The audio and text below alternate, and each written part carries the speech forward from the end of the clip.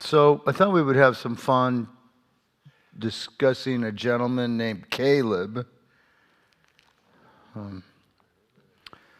There's been 400 years of slavery that the Israelites were in. I'll tell you something that's really surprising is God told Abraham that there would be 400 years of slavery. And so you're like, wow. So you know ahead of time the difficult situation that your people are going to be in, which I'm not sure why. I guess the sins of the Amorites needed to come to fruition. And so God's got a bunch of sinners and they're getting really, really, really bad, and He's now about to remove them. And it took 400 years, and in the meantime, my people are going to be in slavery. And then at the right time, I'm going to make a move. Now, if you're one of those people in the 400 years of slavery, that doesn't sound like a very fun way to live. And the sins of the Amorites, I believe they were Satan worshipers who sacrificed people to death. So, just so you'll know, they were very perverse, they were very violent, they were connected to evil, the source of evil. And so when people say, why would God remove these people? It's because they were really bad, and He has the right as God to remove bad when He chooses to do that. That's just the way I would see it. Okay? So, the Israelites, the 400 years is over. They're now going to be freed, and they're freed, ready to go into the promised land. They mismanaged the moment with doubt, and they are now going to walk the desert for 40 years. They failed to claim the promise, and the entire generation that said, we aren't strong enough to take over the promised land, died in the wilderness, except for two people, Caleb and Joshua. Everybody else died. Now, during the 40 years of journey, their sandals did not wear out. Their clothes didn't, get old. I kid you not. My mother-in-law has clothing in her closet that is 65 years old. Okay? I have one pair of socks that my wife gave me when we were dating. So, they're old. Obviously, I didn't like them very much, so I didn't wear them. And they're in the back of my closet, okay? So, anyways, that has nothing to do with anything we're talking about. So, 40 years is over. God's going to give them another chance. And I like the God of the second chances. He's just really good about that. He's a God that's constantly working with us on plan B. He knows we're inclined to make a mistake, and so He comes around us and says, so, I knew that wasn't going to work. Did you learn your lesson this time? Maybe now let's go forward. Okay? He's a very amazingly patient God. And Caleb is the oldest Israelite. His entire generation is dead. And in Joshua 14:6, this is what Caleb says. I was 40 years old when Moses sent me to Kadesh Barnea, and I brought back a report according to my convictions, that the land is lush with milk and honey, and we can take these people. All right? Because God is with us.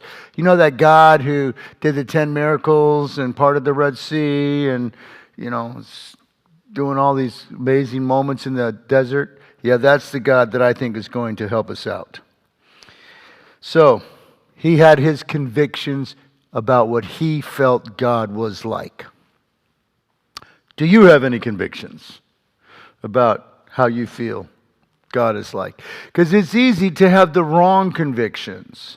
It's easy to think, God's going to punish me. Our punishment was taken on the cross. In terms of your sins, they're not held against you.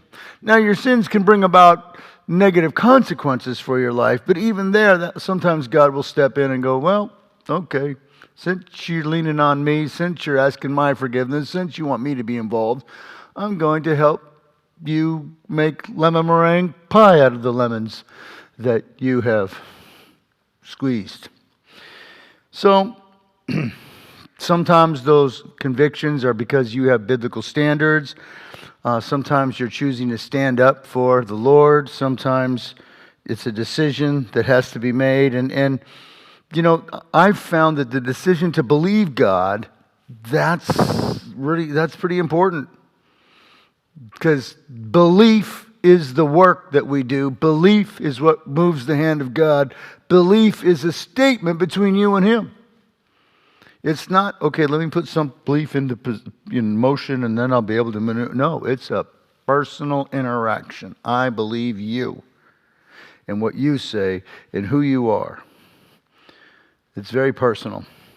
So, when you're going to live according to your convictions, that means sometimes you're not going to compromise theologically, occupationally, relationally, or financially. When you have convictions, that means, well, this is what I believe, and, you know, if I have to die for it, if I have to get fired for it, if I have to exit this relationship over it, if it's going to cost me, that's just the way it is, because this is what I believe. Okay. And the difference between going all in and holding back, we usually hold back is because we let our fears dictate our decisions. I don't know about you, but sometimes I'm a little bit fear-based. And it's frustrating because we're supposed to be faith-based. We live by faith, not by sight. But fear is not really by sight. I mean, sometimes we look at a situation and go, oh boy, this is not going to go well. But usually the fears are in your head. What did Mark Twain said? I've known many worries and most of them never came to pass. Okay, sometimes we can create an environment of doubt that will nullify our faith. And so, here's the thing. Faith and fear go in two different directions spiritually. Fear is going to lead you away from the promises that God has for you and leave you wandering the desert, grumbling that God's unfair, which is what the Israelites did. I had a conversation with the woman last week. She was all upset about Moses. And you know, it's like, hey, Moses is one of God's favorites. So maybe you need to rethink things. You know, she misread the wandering in the desert. She misunderstood why they wandered in the desert. And so here's Caleb. He's claiming the promises, and now at 80 years old, he's going to receive the promises. And it's kind of interesting because he's ready to go get the territory that he said we could have 40 years earlier. And isn't it weird how you can have, if you've walked with the Lord long enough, remember those decades ago promises that He made? Remember something that He said when you were in your 20s to you? Or your 30s, you know, God, He's on the long-range plan with some of us.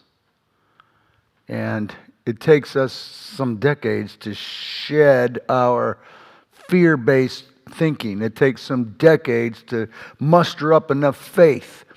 The thing is if you stay in the relationship, you're going to see God show up and move. It's really beautiful. And Caleb says this, I'm as vigorous as I was when I was in my 40s. So he's in good shape. One time I went on a cruise to the Mediterranean and I went to the gym on the ship and I'm looking for the 50s because, you know, one of the biggest weight they have is 50s and I can't find him. And then I look and there's an old guy on the bench with the 50-pound dumbbells. And I said, you're using the 50s. I said, do you mind? How old are you? He says, I'm 80. I said, you are now my role model. When I'm 80, I want to be able to lift the 50-pounders like you're doing. So, Caleb, he has something going for him. And I don't think it's muscles. I think his relationship with God. This is what keeps him vigorous. That faith that keeps him focused on the promised land that we're going to experience, because that's what God said. And Isaiah 40 says, he will renew your youth like the eagle. And don't eagles have that process of transformation? I think they get new beaks and they shed all their feathers and, I can't remember the technical term for it, but there's kind of like a rejuvenation that they go through. And friends, I think you and I, the Lord is constantly rejuvenating us. And we get older, but you know what? Our faith gets stronger. He keeps our minds stayed on Him. There's just a real beauty about walking with the Lord. Caleb doesn't retire at 65. He doesn't decide to play it safe at 70. He's not playing shuffleboard at 75, okay? He's saying, let's go to war. So, interesting.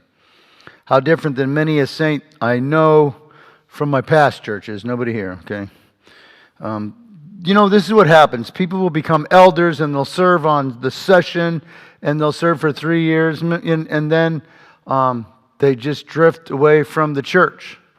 And it's kind of a common experience, so much so that I'm a little bit choosy about who I invite to be elders because I don't want to lose some people. And it doesn't happen to everybody, but you'll notice that it's easy for people just to excuse themselves from church anymore. I remember going to one person and saying, hey, come back. And they said, been there, done that. And maybe they had a bad experience. Maybe they didn't like, a leadership decision. Maybe they had the wrong approach. I was serving an organization rather than the person of Jesus Christ. That is two different things. One is life-giving presence of God. The other is, you could be in the Rotary, or you can be in the church, or you can be on the PTA. It doesn't really matter what organization. And they're just complete. One's life-giving and one is going to drain you. I wonder, did they ever really experience being filled with the Spirit? Did they, continually stretch and learn? And this is a lot of fun for me because I'm still learning. I'm still growing. I'm still having my eyes open. I'm figuring things out. And I've been doing this for a few decades. You'd like to think by this point I would have arrived. But you don't. Because God's infinite, you're finite, and He invites you to get to know a little bit more about Him, a little bit more. And usually when you get to know a little bit more about Him, you're finding out a lot more about yourself. That's what He has in mind when He's making His moves. Okay? And I want to say this. The power of an old saint is their prayer life. Okay? They know the Lord. They've been talking to Him for decades. They trust Him. They have a history of seeing God show up and answer prayers. Or when He didn't answer prayers, they get to see why it was good that He didn't answer those prayers. And so when they pray, they have a lot of relational capital to move the hand of God. So I'm just going to say, does that sound like you? Do you have the relational capital to move the hand of God? You should. Some of you have been Christians for a number of decades now. And guess what? It's supposed to show in your prayer life. It's supposed to show in the way you handle situations. Okay? The grace that you extend, the decisions that you make, the conversations that you choose not to have. Okay? So all kinds of different moves. And I think when you get older, you figure things out. And relationships are more important than stuff. Okay? You start to relax more than stress. I went somewhere with my son to Disney. It can be a stressful place, right? And I was right in the middle of starting to get stressed. I said, we're not going to get stressed out about this. We don't want to go in that direction of the mind anymore. And I'm trying to train him while he's 30. Don't waste any energy getting stressed about things. And you see this in the style of grandparents, and I'm going to get personal now. Got two different kinds of grandparents. I'm not going to say names, but we did have one grandparent who, when we would go on a trip, we would have the grandparents come in, and it was the most painful experience for my children. Because you're going to sit at the table correctly, and you're going to eat your peas, and you're going to do this right, and you're going to, and don't get the furniture dirty. And then we would have the other grandparent who would use the furniture as a launching point to jump into their arms. And which grandparent do you think the kids like better? Okay? The second one. And I would say to the first ones, why do you bother trying to train my children? If that's the way they act, that's because their mother allows them to do this. Okay? Your job isn't to, make their lives, boot camp for 7 days. Your job is to create a relationship with them, because they're going to now go back to the patterns that are our lifestyle. And all you did was destroy an opportunity to deepen that relationship. And they came back 3 years later. Okay, it's all good, So Caleb's the one who said, surely we can take these people because the Lord is with us. And I want you to hear this. Surely God can help you overcome whatever it is that you're dealing with in your life because the Lord is with you. And sadly, Caleb had to pay the price of somebody else's disobedience. So I want you to think about that. How much damage we do to the people around us when we are, not listening to the Lord. You might be imposing some negativity on them. So it's important that you and I are prayed up, important that we're in the Scriptures, important that we're seeking and sharing in the Lord. But Caleb's faith never diminished, even though he had to sit it out in the desert for 40 years. Now, sitting in the desert, he had two options. He could have crossed his arms in frustration, or he could have said, well, I have 40 years to get to know this God who's a pillar of cloud by day and a pillar of fire by night. I have 40 years to get to experience this God of the miraculous who feeds us mysteriously every single day. I got a chance to be filled with the Spirit that Moses said, I wish all of God's people were filled with the Spirit. I get a chance to be that person. What is the most important thing in life? And this is a little bit of a trick question. To get to the promised land or to develop a relationship with God who you will live with forever? 40 years of milk and honey or eternity of God? I'm going to say B is better. Well, the news is this. They're going into the promised land. And they're trying to figure out what land do you want to have. Caleb says, I want the hill country. Now notice, he doesn't go for the path of least resistance. The hill country means that there are people on the top of the hill that you're trying to get up the hill that will be able to pick you off as you're trying to come up the hill. It's the hardest part of the terrain to conquer. Okay? By the way, the Anakites lived there, the race of giants that were very large men.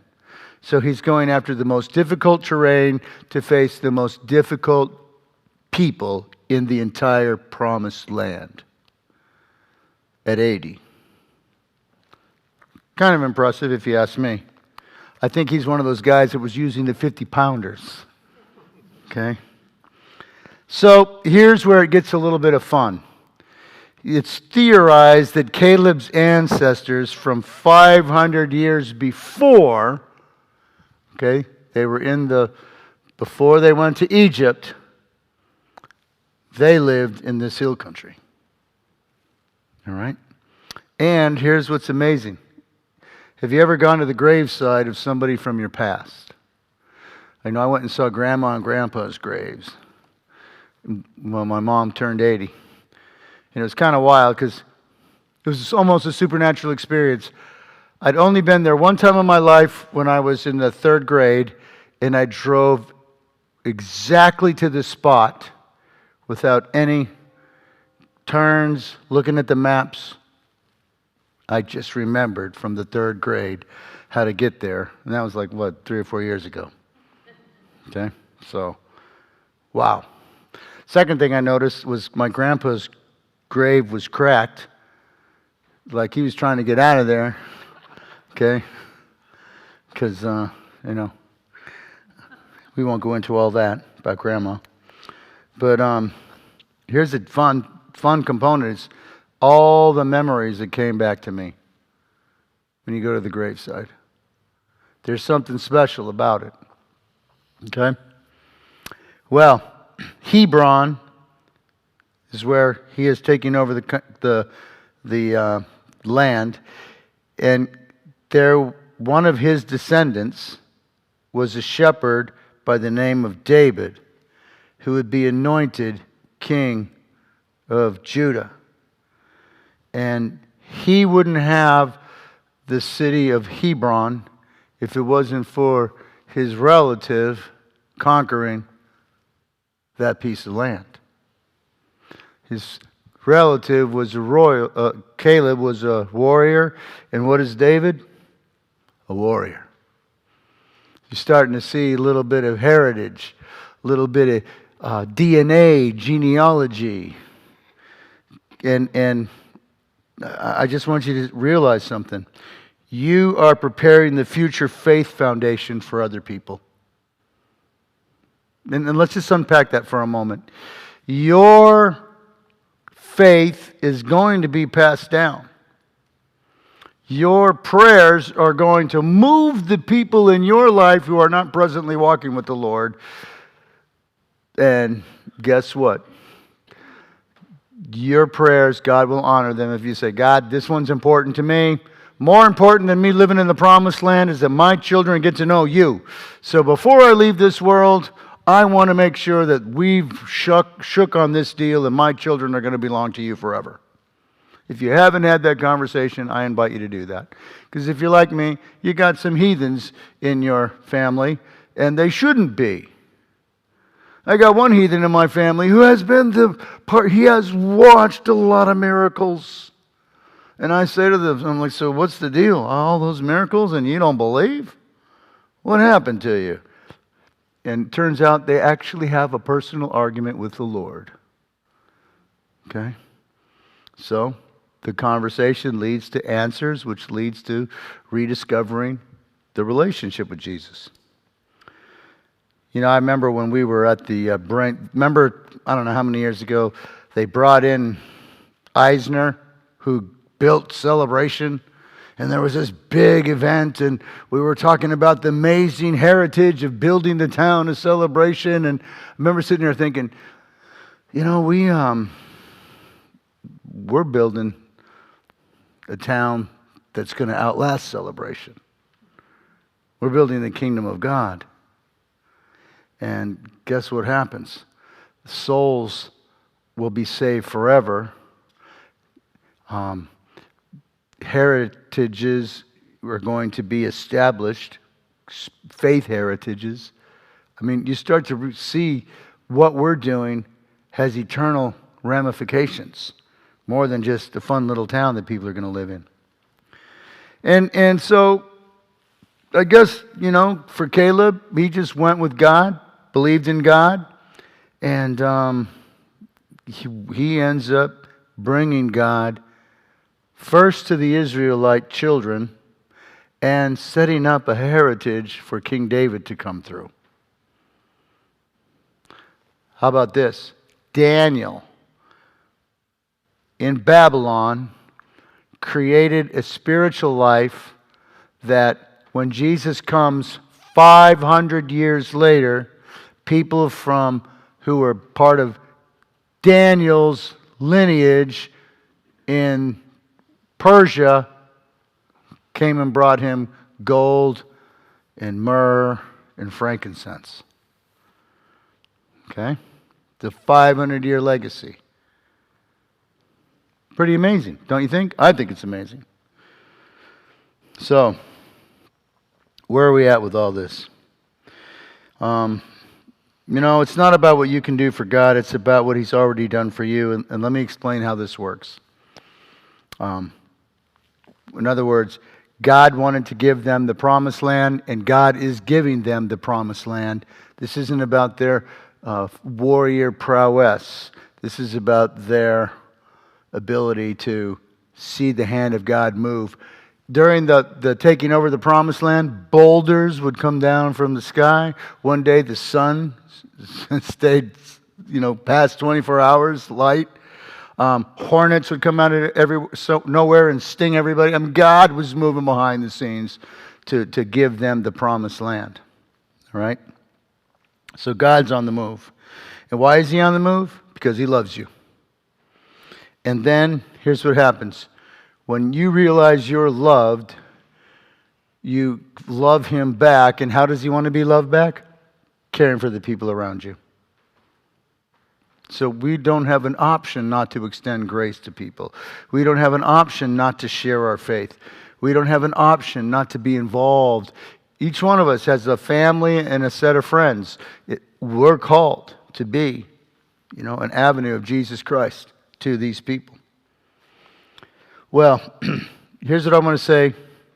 If you're holding back and not going all in with the Lord, if you're not willing to believe what He says, if you're saying, well, what about this? You're going to miss out on the miraculous experience of God being released in your daily life. So I thought about this. So I'm talking about the miraculous a lot. And I don't know how much miraculous is happening in your lives. Okay? I'm not trying to suggest that it isn't, but what I'm saying is this. When I read the Bible, the miraculous happens regularly. And I notice that I see miracles. I'm a pastor. I believe it. I pray for it. It happens. But I want to see it happen in your life. Now, the biggest miracle is when you share your faith with somebody else and their eternal destiny is changed forever. That is the biggest miracle. If I heal your knee, it lasts for another couple decades and then no big deal. But if we can heal your soul, an eternal miracle is taking place. So let's just get that in its right priority. But I've noticed that as you're trying to share your faith, as you're living with the Lord, as His agenda is able to cross your path, you start to see all kinds of God dots, God moments, God experiences. And the fact of the matter is, He does way beyond what we think or even imagine. Ephesians 3:20. So I want you to experience that. A lot. A lot to where I think about it. I strategize over it. I worry about it. And because I believe this is New Testament Christianity. Experiencing the activity of God in your life. Now, I don't know what that means. I don't know that you're supposed to go raise the dead and you're supposed to go heal somebody's, bad hip and you're supposed to, I don't know what it means. But the activity of God should be happening inside of you and around you. Well, let me keep moving here.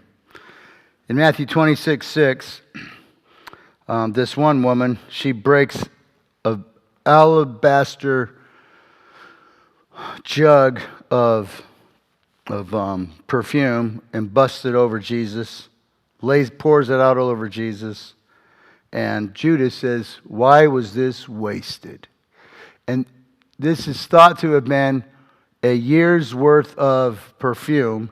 It's possible that this is her life savings that she is pouring out her life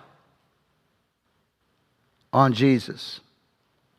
Now, the person who is practical is going to say, wow, that's really wasted. We could have sold that and given it to the poor. Pastor, didn't you say the poor matter and we're supposed to do something about that? That's secondary to you being in love with Jesus.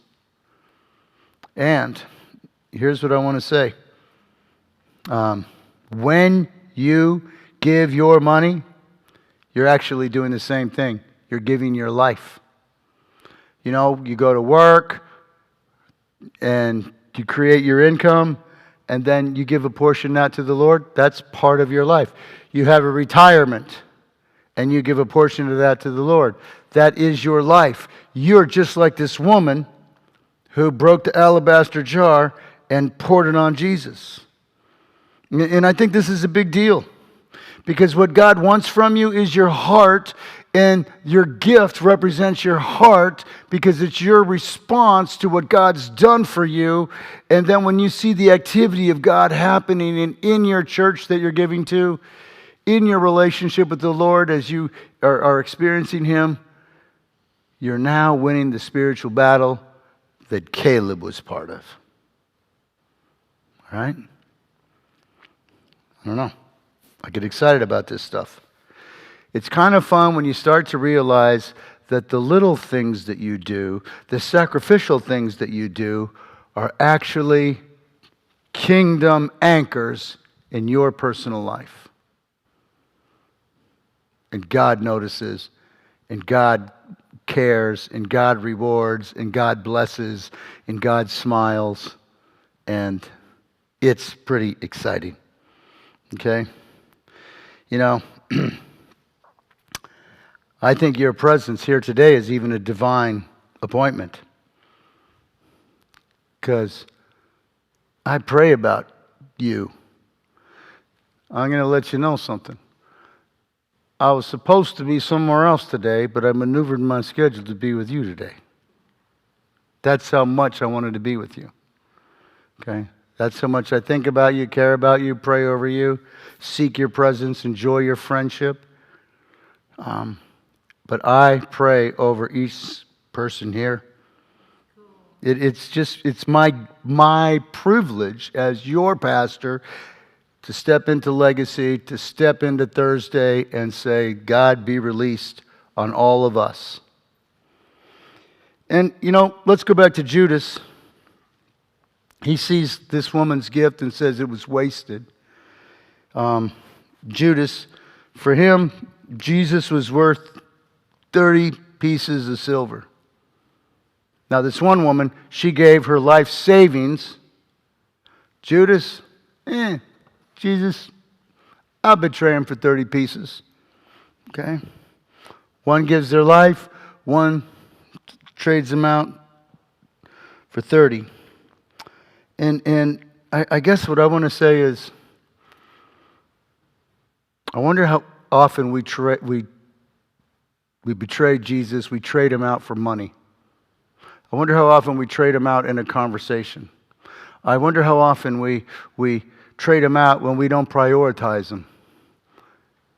Each one of us is different, For one person, it's a financial thing. For another person, it's a conversational thing. For somebody else, it's a priority thing. But for all of us, there's the invitation to go all in, or, whatever you're not willing to go all in with, that's your 30 pieces of silver. And I'm not saying you. I start here. I look in the mirror. I got to start here before I can start talking to you about it. Okay? And so I want to say this. If your world's falling apart, you might be in the right place. Because God is using the instability of your life to say, hey, step into a relationship with me. If you're struggling with those decisions that we started talking about earlier, that might be a place where God's saying, hey, I want to be part of the decision making that you're doing. Okay? You have to know something. That if you're struggling with sin, He forgives it. I thought it was powerful on Sunday when I said, the worst sin in the Bible for a Christian isn't adultery or murder, it's lukewarmness. What? Yeah. When you have no passion and you don't really care and it doesn't really matter and Jesus is common and casual to you, spits you out of his mouth. And that doesn't mean you're going into the fires of hell. I don't think it's that. I think what it means is, you know what? I just have no regard. When I gave my life for you and put my spirit in you and have an eternal call for you, and you don't even have the desire to cultivate that, I have no regard. Now, the fact that you're here means you do have passion, so you don't have to worry about that text, okay? But when Jesus got nailed to the cross as the Son of God, he could have come down from that cross, but he chose to stay on that cross because he wasn't willing to let you go. And he didn't want to let you go because he wanted you to enter into a relationship, and that relationship has a Caleb bounce to it. Okay? Well, I'm meandering all over the place here. I don't like to talk about the wrath of God much, but I'm in Romans right now, and he's talking about the wrath of God. And so you got to, and the cup of wrath was removed from us so that Jesus would drink it on our behalf. Okay? And, I'm going to close up here. Have you ever been to a wine tasting event? I don't know. I remember I went to my first one, and I was pretty nervous because I'm not much of a wine drinker. And I figured you were going to get a shot of wine, and then after how many shots are you going to, I can't drive home, right? Well, it's not like that. It barely qualifies as a sip, okay? So you don't have to worry about getting the buzz. And I'll never forget, thinking, oh boy, I thought I was going to get all this wine, and I just got, not enough to even make me, thirsty. And I wonder how many Christians have settled on a sip of God's grace and never really got to taste it, never really got influenced, never got, what would be a positive word for drunk? Okay? Saturated with the presence of God. Okay? To be just so overwhelmed with the Spirit of God. I think that this is what we're supposed to be like. We drink the dregs, and dregs, that's when everything's gone and there's just a little residue left. And I think a lot of us are living off of some residue when God wants to give you a full cup of the promised land. And the promised land is His presence. Well, we have to make a decision. And, there's different kinds of decisions. There's the big decisions where, do I marry this person or not marry this person? Do I go on this career path or not? Do I take this retirement option or another one? But in the midst of those big decisions are daily decisions. And that's, I think, where we become like Caleb or like the Israelites who missed the promised land and got stuck in the wilderness. Do you know that the Israelites kept their gods from their time in Egypt the entire 40 years that they wandered in the desert? I want you to think about this. God is a pillar of cloud in the day, a pillar of fire by night, feeding them, giving them water out of the ground, all kinds of crazy miracles. And they're holding on to their little Egyptian idols. What is God? And God doesn't strike them down dead.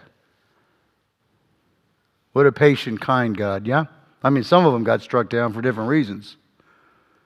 I wonder if it's the guys holding on to the little idols that decided, well, we don't think we can do that. Because they were holding on to this little idol, they missed the radical God that wanted to bring him into the promised land. And it's possible that, your grief, your attitude, your desire for other things, your complacency, I'm old excuse, whatever it might be, that you are missing out on the promised land of the presence of God that Jesus has made available for you and me.